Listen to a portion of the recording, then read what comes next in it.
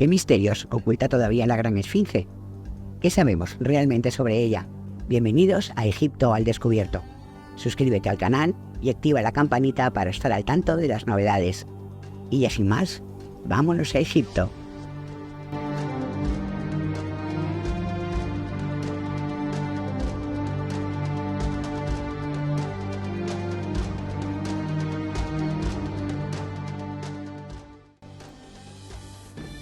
La Gran Esfinge, Armakis, monta guardia en el extremo norte desde los tiempos de los seguidores de Horus, una estirpe de seres semidivinos y predinásticos que, según las creencias de los antiguos egipcios, había gobernado esta región miles de años antes que los faraones históricos.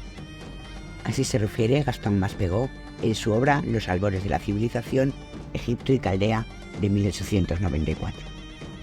Al parecer, al final del siglo XIX, los expertos tenían claro que los Sensujor gobernaron Egipto, esos Sensujor de los que hablábamos en el otro vídeo, y que todo apunta a que la Gran Esfinge ya se encontraba allí. Pero a pesar de ser uno de los iconos de Egipto y suponemos de gran importancia en la antigüedad, no hay información sobre ella. No se menciona tampoco en los textos contemporáneos a ella oficialmente, que sería el Imperio Antiguo. Heródoto no la menciona incomprensiblemente, a pesar de que al parecer visitó la meseta de Giza describiéndonos las pirámides. La explicación puede ser que no estuviera visitando Giza, sino Dashur, pero no cuadraría con los nombres de Keops, Kefren y Micerinos que detalla en su obra. Tampoco otros autores griegos como Diodoro de Sicilia, Estrabón o Manetón se refieren a ella en ningún momento. Nos encontramos con la estatua monolítica más grande del mundo, con una envergadura de 74 metros de largo, 19 de ancho y 20 de alto, y se encuentra en el lado oriental de la meseta, orientada al este, cerca de la calzada que lleva a la pirámide de Kefren. Pero salvo estos datos, asombrosamente, no sabemos mucho más de ella. Hay muchas cosas que desconocemos de ella. Vamos a ver su nombre y forma. El término esfinge, por su parte, deriva del griego sphinx, pero nada tiene que ver con el nombre que los antiguos egipcios le habrían dado. A día de hoy, el nombre que le dieron sigue siendo objeto de debate. En árabe se conoce al esfinge como Abu el-Hol, padre del terror. Su forma es la de un león sentado con cabeza humana, aunque si se observa con detenimiento podemos ver que esa cabeza está muy desproporcionada con el resto del cuerpo, siendo bastante más pequeña, y algunos expertos opinan que la cabeza pudo haber sido tallada posteriormente y que en principio tenía cabeza de león, aunque todos son hipótesis. Su significado.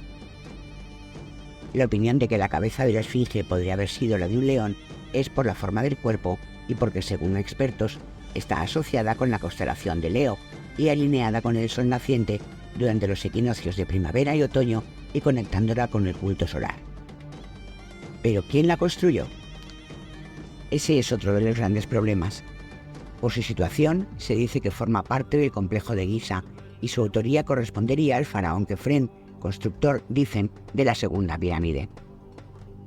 Se ha llegado a esta conclusión por dos motivos: por encontrarse muy próxima a la calzada de Kefren y por la estela que se encuentra entre sus patas delanteras. Vamos a ver un poco más despacio estas dos cuestiones. El encontrarse próxima a la calzada de Kefren no le otorga la autoría, pues no estaría próxima, sino que formaría parte de la propia construcción de esta pirámide, como si sucede con el templo de Micerinos, por ejemplo. Otra razón por la que le dan la autoría a Kefren es que su nombre dicen que aparece en la estela que mencionábamos hace un momento. Eso es totalmente falso. La estela del sueño.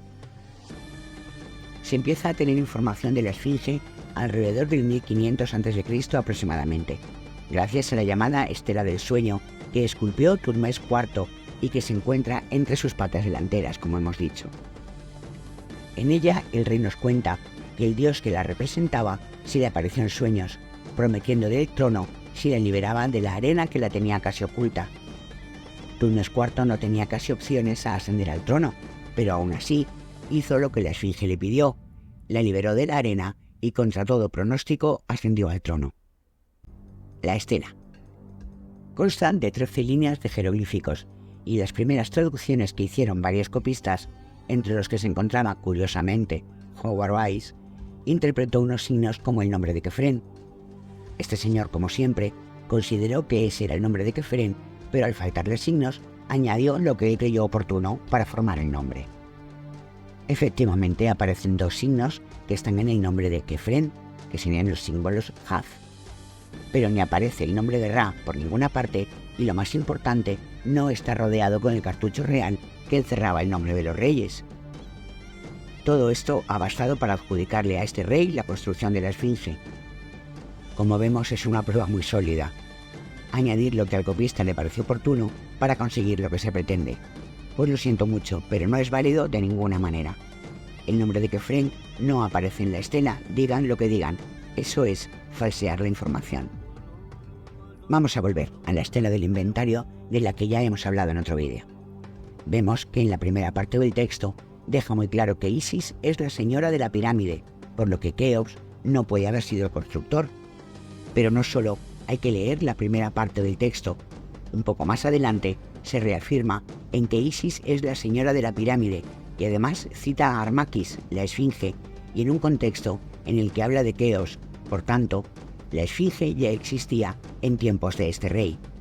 Efectivamente, hay que leer siempre los textos completos, no solo lo que interesa, pero también en esta ocasión no merece mucha credibilidad, pues es de época saíta. Y al estar escrito de oídas, se ha desvirtuado. Es decir, como no cuadra lo que se lee, no es creíble, como siempre. Una de las explicaciones es que efectivamente puede ser prefaraónica y que se acomodó a las creencias religiosas que imperasen en ese momento. Dicen que puede haber sido construida por los primeros pobladores del Nilo que formaron pequeños asentamientos.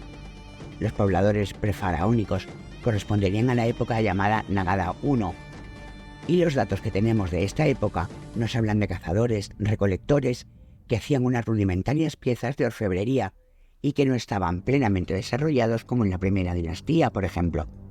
Parece que algo no cuadra. Alfarería rudimentaria y la construcción de una mole de las características de la gran esfinge. No es más fácil decir que no se tiene la certeza de su antigüedad en lugar de dar vueltas y vueltas con explicaciones sin sentido. Su antigüedad. Por si no había bastantes problemas con su nombre o autoría, el gran rompecabezas llegó en el momento de su datación. Según una investigación realizada por el geólogo Robert Scott, los patrones de erosión que presenta tanto el muro que la rodea como la propia esfinge sugieren una erosión eólica e hídrica. Al estudiar estos estratos, la respuesta fue que esos patrones habrían tenido lugar muchísimos siglos antes de lo estipulado, por lo que no tendría nada que ver con los reyes de la cuarta dinastía que se supone construyeron las pirámides. Posiblemente, este estudio fecharía en la esfinge en una época en la que el clima de la zona era mucho más húmedo y para muchos eso no tiene sentido porque se sale de la norma. Sin entrar en si es correcta o no la teoría de Scott, como no cuadra la explicación que ha dado, se ha denostado su trabajo, llegando incluso a la descalificación personal. Más de lo mismo. La teoría de los túneles y pasadizos. Acerca de este tema ha habido muchas especulaciones. A mediados del siglo pasado, un vidente llamado Edgar Cayce hizo numerosas predicciones y algunas fueron ciertas, como el asesinato de Kennedy o de Roosevelt, o el crack del 29. Sin embargo, falló estrepitosamente en otras, como el encargo de adivinar la localización de petróleo en Texas, por ejemplo. Pero entre todas ellas, la más famosa fue el anuncio de que antes de 1988 se hallaría entre las garras de la esfinge lo que se dio en llamar la sala de los archivos. En esta sala se encontrarían las pruebas que demostrarían que los antiguos egipcios procedían de la desaparecida Atlántida. Tampoco esa profecía se cumplió, pero levantó tanto interés que investigadores de todo el mundo, así como propias universidades, se involucraron en la búsqueda de la famosa sala, también sin ningún éxito.